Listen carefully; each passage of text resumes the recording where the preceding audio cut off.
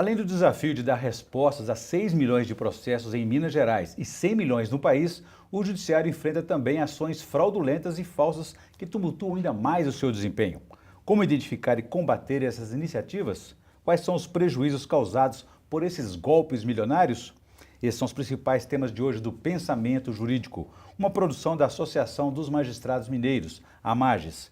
Para falar sobre o assunto, nós vamos conversar com o juiz auxiliar da Corregedoria de Justiça de Minas Gerais e coordenador do Núcleo de Monitoramento de Perfil de Demandas, Guilherme Lima Nogueira da Silva. Ele é magistrado há 14 anos e já passou por 6 comarcas: Contagem, Santos Dumont, Itapecerica, Itajubá, Santa Luzia e Belo Horizonte, onde está há 5 anos. Doutor Guilherme, obrigado pela presença mais uma vez aqui no Pensamento Jurídico. Muito obrigado, Orion. Nós teremos ainda os quadros Pensamento Universitário, em que estudantes da Faculdade de Direito, hoje da Dom Helder Câmara, me ajudarão a entrevistá-lo. E também o quadro Pensamento Literário, em que o senhor fará indicações de leituras para os nossos telespectadores no terceiro bloco. Mas o nosso tema hoje, então, são essas ações fraudulentas e falsas. Que são os responsáveis por isso? Que ações são essas? Orion, esse tipo de processo a gente chama de ações fraudulentas, tem gente que chama de ações fictícias. De uma forma ou de outra é o seguinte: a gente tem que entender que o judiciário está aqui, ele é um poder destinado a solucionar problemas da sociedade. Um conflito que um cidadão não consegue resolver, seja com uma empresa, seja com um vizinho, seja com a esposa, seja com um credor ou um devedor, o judiciário é chamado para tentar colocar uma solução nisso. Normalmente tenta-se uma solução amigável. Se não for possível a solução amigável, o juiz vem e decide, coloca um termo naquele conflito. Esse conflito ele tem uma origem. Ele existe, Ele existe, ele tem uma origem. Há uma insatisfação entre duas pessoas. E o que a gente chama de ação fraudulenta é um conflito, que é um processo que é colocado para a justiça, que não tem origem em um conflito entre duas pessoas. Ele é fabricado. Ele é fabricado, exatamente. Pode ocorrer uma relação entre uma pessoa e uma instituição financeira, por exemplo, mas essa relação ela está transcorrendo normalmente. Não significa que há um conflito, que há necessidade da intervenção do judiciário. E aí, essas organizações que estão atuando nesse tipo de fraude tentam trazer ao judiciário a suposta litígio, o suposto litígio entre as partes, que na verdade não acontece. Como é que funciona esse esquema, esse golpe aí? Quem tem essa iniciativa e como é que ele age? Nós já identificamos diversas maneiras. As principais estão relacionadas ao ajuizamento de ações por advogados, sem o conhecimento da parte. Então, muitas partes sequer têm conhecimento que tem 80, 100, em alguns casos 200 processos em seu nome. Ou, em outras situações, processos em que, às vezes, a parte tem conhecimento da ação, mas ela tem um interesse, ela tem interesse em resolver um problema pontual, e essas ações são multiplicadas. Ou seja, um conflito que às vezes até tem uma origem material é transformado em 20, 30 processos. Mas dá um exemplo para a gente entender esse tipo de ação. É um nome negativado? Como é que acontece isso? Muitas das vezes relacionadas à negativação de nome, né? Porque isso é uma questão que traz muito problema para a parte, para conseguir financiamento e Quer dizer, a pessoa está com o nome sujo na praça, digamos assim. Procura uma dessas pessoas, muitas das vezes com promessas de retira o seu nome rapidamente, gratuitamente. Ganha indenização. Muitas das vezes, aí é que vem uma questão muito interessante, Orion. Eles não falam da indenização. Eles falam, retira o seu nome. Por quê? Eles pegam a procuração da parte, pegam a documentação da parte, ajuizam a ação, conseguem a retirada da negativação do nome daquela pessoa, mas não contam para a parte que pediram também uma indenização e muitas das vezes embolsam essa indenização. Quer dizer, não repassam não nada repassam para a parte. E essas pessoas ficam envolvidas nessa prática fraudulenta? Essas pessoas que são usadas para esse tipo de operação? Elas ficam envolvidas na medida em que elas são vítimas também. Né? Há muitas partes que tomam susto quando chegam para pegar, ou porque precisam de um emprego, ou um financiamento, ou alguma coisa relacionada ao Estado. Vão buscar uma certidão negativa na justiça e descobre que tem 80, 100 processos. Até explicar o que está acontecendo ali dá um desgaste muito grande. Né? E esses ganhos são indevidos, milionários? Como é que isso classifica? São extremamente significativos, Orion. Nós temos assim informações de um único advogado envolvido nesse tipo de organização que arrecadou mais de 2 milhões de reais em um ano, apenas em ações relacionadas às fraudes. Por que a gente tem certeza que isso envolve fraude? Porque a parte, quando nos procura ou vai na audiência, ela fala, não, eu não assinei isso, eu não conheço essa pessoa, eu fui procurado por um intermediário e assinei uma pilha de processo sem saber o que estava assinando E direito. foi a partir daí que o tribunal identificou essa fraude, esse esquema? Hein? Exatamente. Vários magistrados do Estado já vinham identificando esse tipo de situação há muito tempo. O que o núcleo criado pela Corregedoria vem tentando fazer é sistematizar o enfrentamento, ou seja, é um trabalho de organização, de inteligência na análise de dados, para a gente poder melhor identificar e, em parceria com a Ordem dos Advogados do Brasil, com o Ministério Público, com a Polícia Civil e com todas as autoridades do sistema jurídico, estamos trabalhando no enfrentamento. Muito bem. Doutor Guilherme, vou fazer um intervalo. Gostaria que no próximo bloco o senhor explicasse para a gente como é que funciona o trabalho desse núcleo que busca combater esse demandismo falso, né? E também o senhor explicasse para a gente aí como que os juízes podem ajudar e o próprio cidadão evitar ser envolvido nessa fraude. A gente volta então em instantes.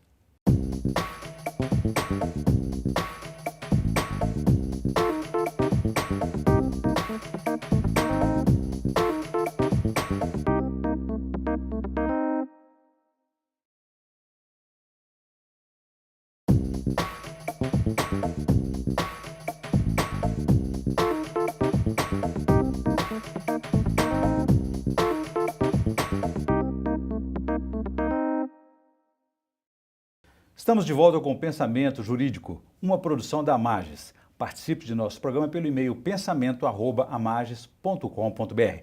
Hoje estamos falando sobre o combate às fraudes, ações fraudulentas no judiciário. Nosso entrevistado é o juiz auxiliar da Corregedoria de Justiça de Minas Gerais e coordenador do Núcleo de Monitoramento de Perfil de Demandas, Guilherme Lima Nogueira da Silva. Doutor Guilherme, deixei para o senhor uma questão a respeito dessas ações fraudulentas no judiciário, em que advogados buscam levar vantagens indevidas, né, golpes milionários, usando o nome de pessoas, às vezes até inocentes no processo. Eu deixei para o senhor a questão sobre como funciona esse núcleo que o Tribunal de Justiça de Minas Gerais criou para combater essas fraudes.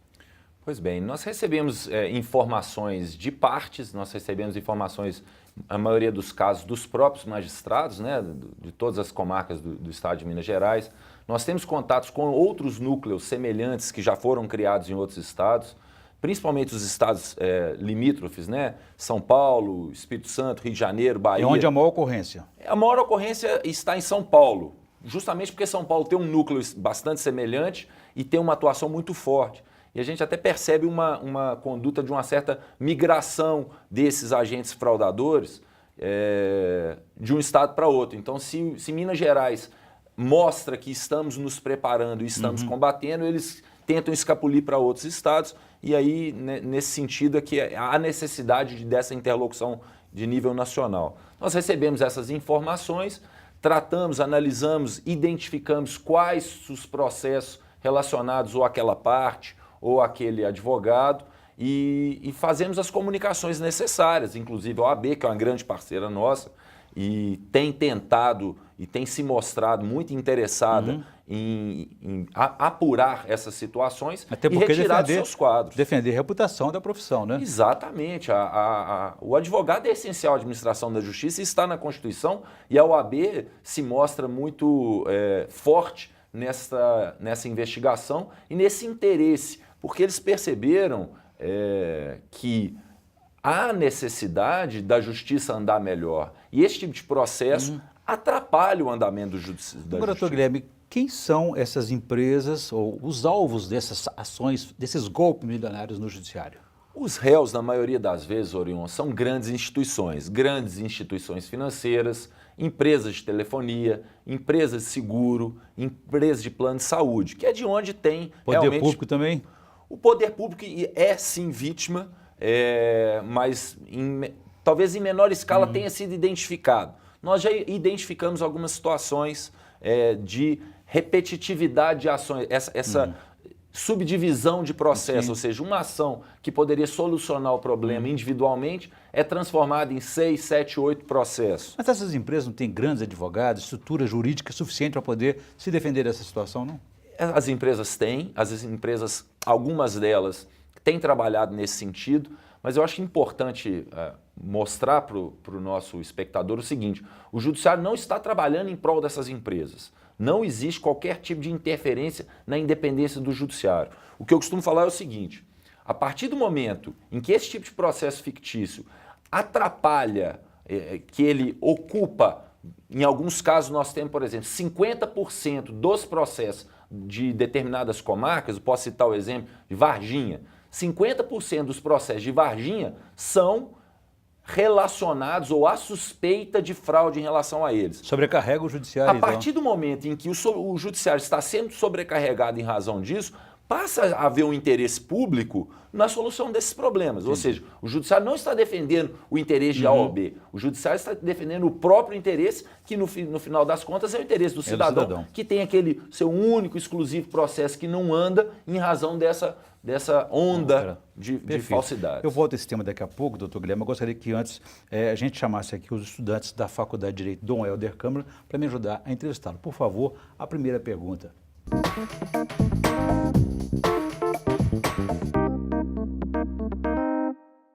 Tendo em vista a atuação desses agentes litigantes, como podemos centralizar a fragilidade da problemática na atual jurisprudência que se encontra pacificada ou na redação dos moldes do novo Código de Processo Civil? Matheus, eu gostei muito da pergunta e ela está dividida em duas partes, então vou tentar fazer a resposta em duas partes. Em primeiro lugar, a jurisprudência não está tão pacificada assim, isso talvez seja uma boa notícia. Eu acho que os tribunais têm percebido essa situação. Nós não tínhamos, talvez, números e informações que permitissem enxergar o tamanho do problema. E isso está sendo recentemente percebido pelo Tribunal de Minas, pelos tribunais superiores, por outros tribunais dos estados. Então a jurisprudência vem sim sendo adaptada e evoluindo de maneira a melhor interpretar fatos pontuais e entender que esses fatos nem sempre são tão pontuais assim, que existe um agrupamento que demanda uma resposta jurisdicional diferenciada. E o novo CPC traz várias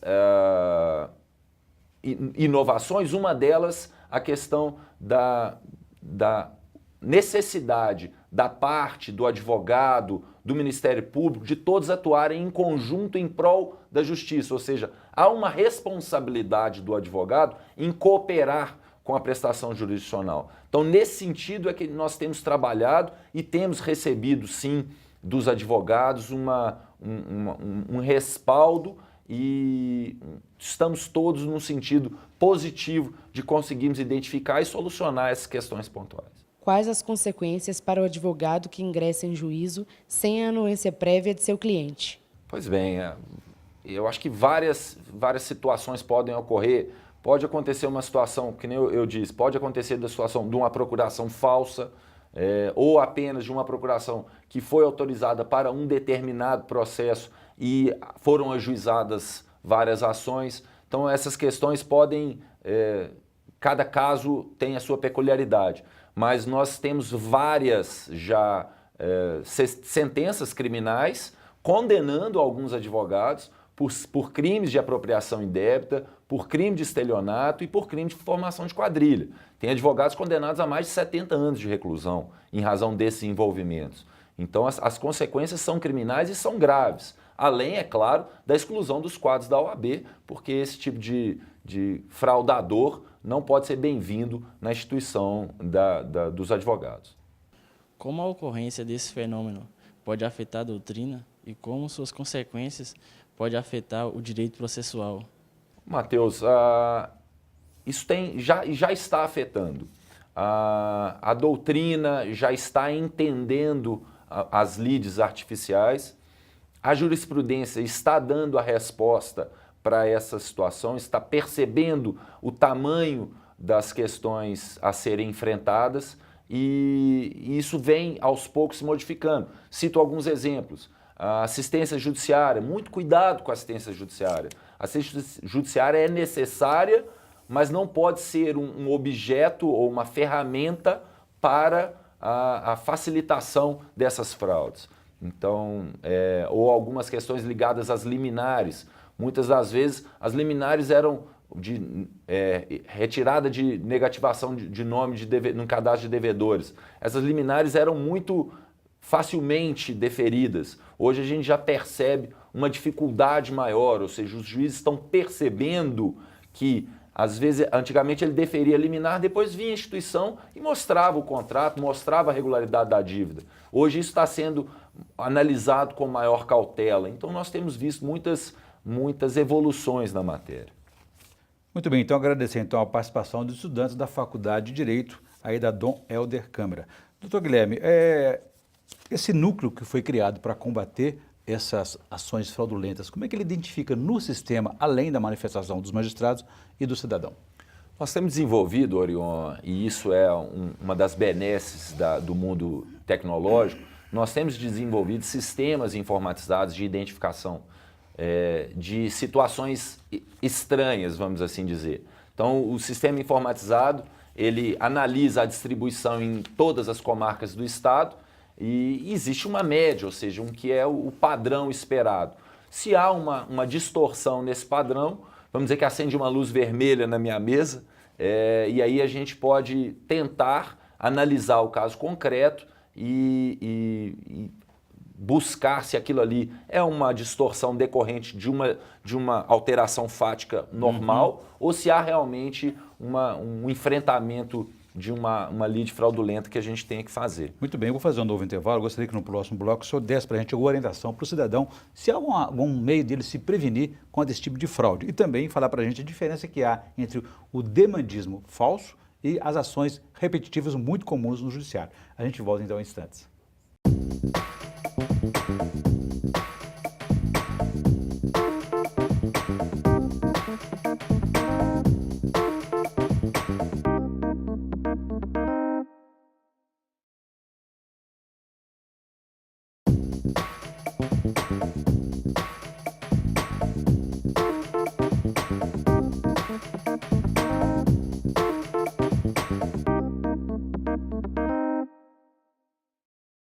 Estamos de volta com o Pensamento Jurídico, uma produção da Amages. Hoje estamos discutindo as ações fraudulentas que tumultuam o trabalho do Judiciário e o nosso entrevistado é o juiz auxiliar da Corregedoria de Justiça de Minas Gerais e coordenador do Núcleo de Monitoramento de Perfil de Demandas, Guilherme Lima Nogueira da Silva. Doutor Guilherme, deixei para o senhor uma questão no bloco anterior para o senhor orientar o cidadão. Como é que ele pode se prevenir, evitar que o nome dele seja usado nessas ações fraudulentas de advogados inescrupulosos?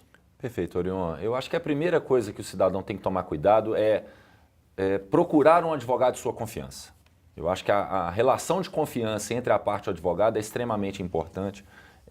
Não podemos acreditar em falsas promessas. A expressão popular do não existe almoço grátis, ela é real. Então, quer dizer, por que o advogado estará fazendo um serviço para você gratuitamente? A menos que ele seja um grande amigo seu, isso é uma coisa estranha. Então, pessoas que te procuram dizendo que vão retirar o seu nome do SPC gratuitamente. Alguma coisa tem de errado nisso. Algum benefício esse cidadão vai ter que, esse advogado vai ter que receber, o que é legítimo. Então, eu acho que a primeira questão é tomar cuidado com quem ele vai procurar. Procurar um advogado de sua confiança e manter contato com ele, saber como está o andamento do seu processo. E uma coisa extremamente importante que nós temos visto muito, Orion, é a assinatura de documentos em branco. Não, parece óbvio, mas não se deve assinar documentos em branco. Nós encontramos em uma interceptação, em uma investigação policial autorizada judicialmente, é claro, por um juiz de vara criminal, nas buscas e apreensões que foram feitas no escritório de advogados, foram encontradas caixas e mais caixas de documentos em branco, que esse advogado, fraudador, posteriormente condenado e já afastado dos quadros da OAB, iria certamente usar em processos judiciais e usar esses documentos em branco como recibo, falsificando então uma suposta entrega à parte de uma indenização judicial que na realidade foi paga pelo devedor, mas nunca chegou às mãos de quem deveria. Além do que assinar um documento em branco, há um risco também de ser envolvido num crime, né? Exatamente, quer dizer, pode-se acontecer coisas até piores, né? Então eu acho que, em princípio, vamos ter em mente que procure uma pessoa de sua confiança e cuidado com o que você vai assinar, leia o que você vai assinar. Agora, doutor Guilherme, o nome da pessoa ser, às vezes, listada aí no SPC, na lista suja, aí, digamos, ficar com o nome sujo na praça, às vezes pode ter sido um erro da empresa ou não. Isso sempre é motivo de indenização, dano moral? Se o entendimento jurisprudencial dominante é de que se há uma negativação em um registro de cadastro de devedores, normalmente, né, conhecido SPC Serasa, e essa dívida ela não é legítima, há um direito a uma indenização por dano moral. E então o que se discute é o que é a legitimidade da dívida. Então, porque muitas das vezes a pessoa alega que não deve, mas ela pode se esquecer que fez um financiamento naquela empresa. Há muitas situações de que uma empresa cede o crédito para outra. Então, às vezes, quem está cobrando aquela dívida não é com quem a pessoa se relacionou. Pode ter havido uma cessão de crédito. Então, às vezes, a pessoa não se recorda. Então, é por isso que é importante buscar um advogado de sua confiança, analisar o caso concreto e ver, sim, se há a possibilidade do ajuizamento de uma ação para buscar não só a retirada do nome do cadastro, como eventual direito à indenização pelos danos morais. Muito bem, eu volto a esse tema daqui a pouquinho. Gostaria que antes o senhor fizesse para a gente indicações de leitura no quadro Pensamento Literário. Por favor, o que o senhor trouxe para nós.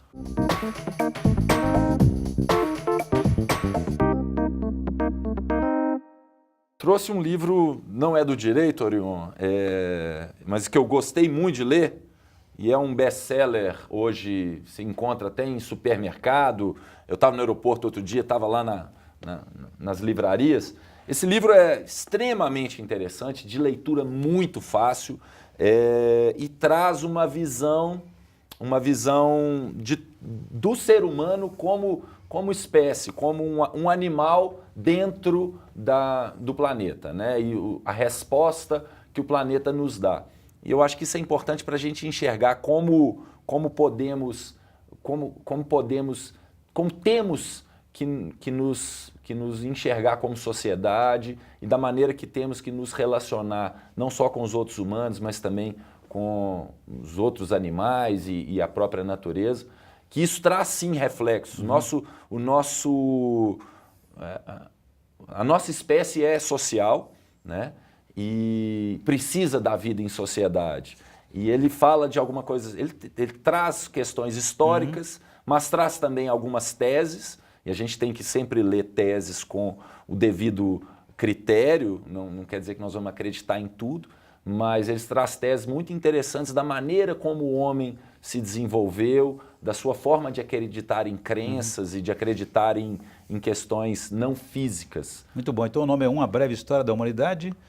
Sapiens, do professor Yuval Noah Harari, que, salvo engano, é da uma universidade alemã. Muito bom livro, leitura muito fácil, eu recomendo a todos mesmo. Bacana. Muito boa indicação. E só para a gente encerrar o nosso programa então, doutor Guilherme, estamos na reta final aqui, a distinção entre o demandismo falso e as ações repetitivas muito comuns no judiciário. Perfeito. Ações repetitivas são questões, sim, relacionadas a um conflito de direito material, ou seja, existe um conflito, existe uma insatisfação, existem duas pessoas que não estão conseguindo resolver um problema por si sós.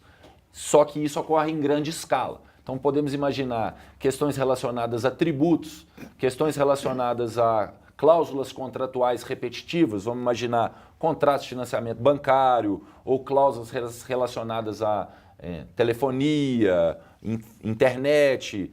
São questões que se repetem, mas existe um conflito. Duas pessoas estão discutindo aquela cláusula. Exatamente. Aquela cláusula que se repete várias vezes. No outro caso não tem. Isso é uma questão que a gente chama de ação repetitiva. E nisso a solução para isso e existe um incidente próprio para isso, que é o incidente de resolução de demanda repetitiva, em que os tribunais superiores fixam um ponto, ou seja, a cláusula é válida ou a cláusula não é inválida, e aquilo passa a valer para todos aqueles conflitos, soluciona-se o problema. A demanda fraudulenta, a demanda artificial, por sua vez, ela não tem uma origem em um conflito entre duas pessoas. Ela foi inventada. Essa é né? a diferença. Muito bem, eu conversei aqui com o juiz auxiliar da Corregedoria de Justiça de Minas Gerais e coordenador do Núcleo de Monitoramento de Perfil de Demandas, Guilherme Lima Nogueira da Silva. Então, é um combate que o judiciário faz aí a ações fraudulentas, muitas vezes iniciadas por advogados inescrupulosos. E é importante dizer que a OAB, a Ordem dos Advogados do Brasil, apoia esse trabalho. Doutor Guilherme, muito obrigado pela entrevista e foi um prazer recebê-lo aqui novamente no Pensamento Jurídico. Prazer foi meu, muito obrigado a todos. Um prazer. Bom, ficamos por aqui. Se você quiser participar, escreva para pensamento@mages.com.br. Obrigado e até a próxima.